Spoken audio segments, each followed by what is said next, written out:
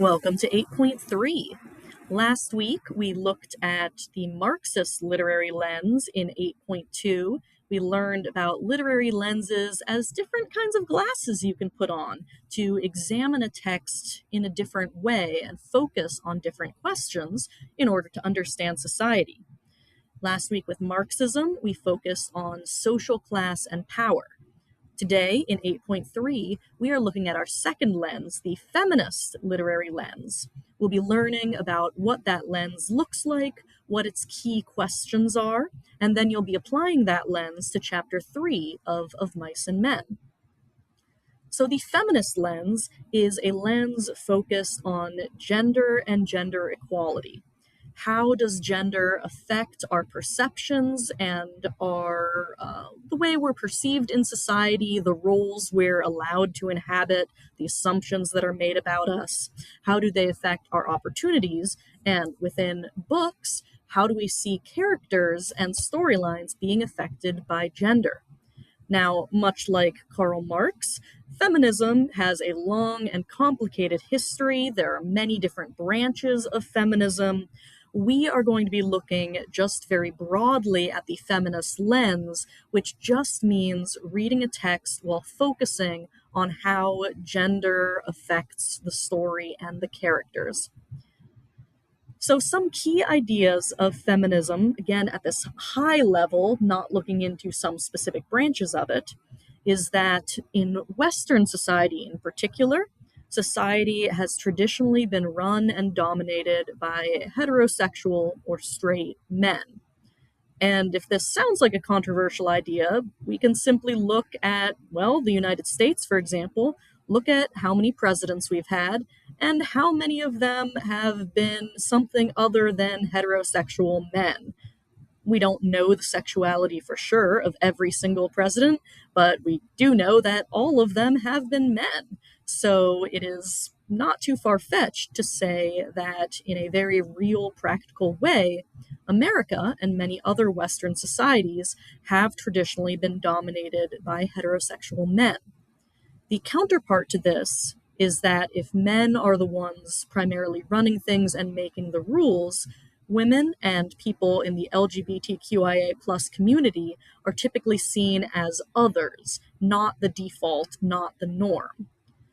Because of this, women and people in the LGBTQIA plus community tend to occupy an inferior position in these societies. They're given less power, less respect, less opportunities.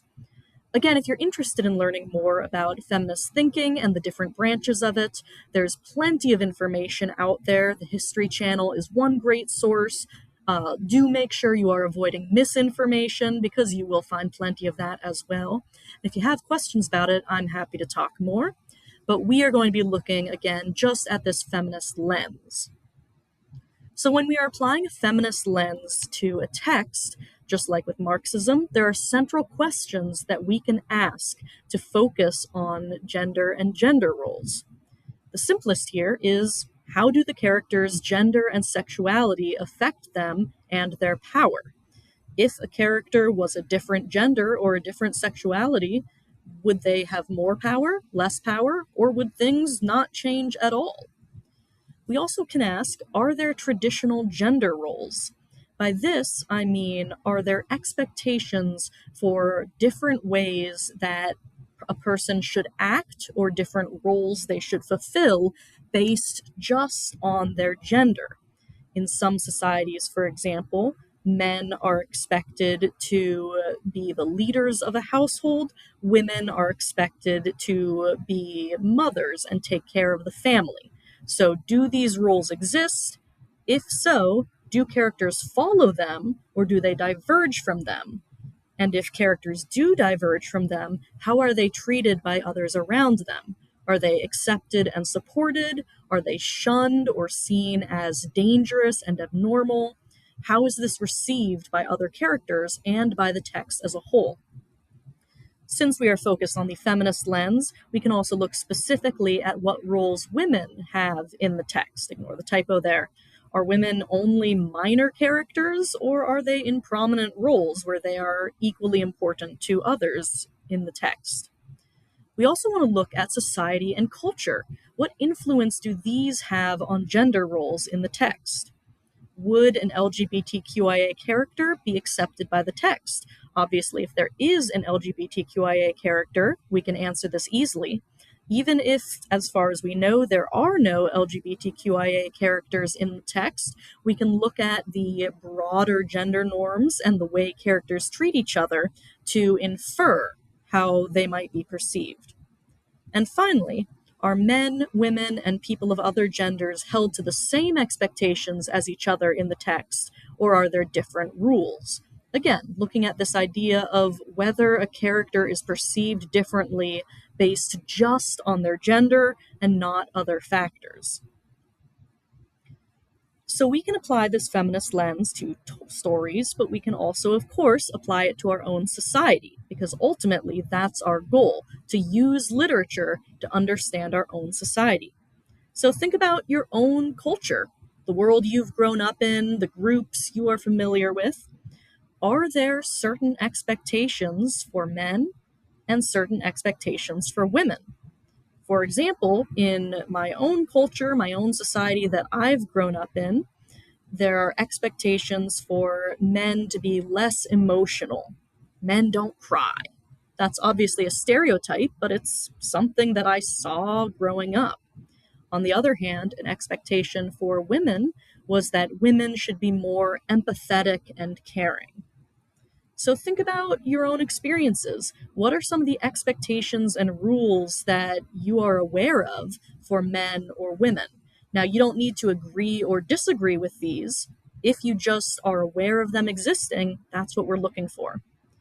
Secondly, in our society, do you think that men, women, and people of other genders have the same amount of power? And why? Think about some examples. One very common one we might look at is the pay gap, where historically and even today, women are frequently paid less than men, even when performing the same jobs. That is an example of women in that particular way having less power than men in our society, in this case, less economic power. So again, finish answering these questions in your packet. Think about our own society and your own experiences.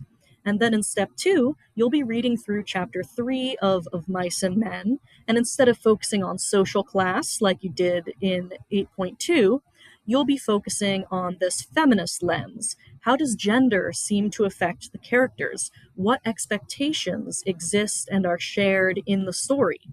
And when characters diverge from some of those expectations, think maybe about Lenny, who loves soft things, which is not a very traditionally masculine trait. How do characters respond to that? All right, happy reading.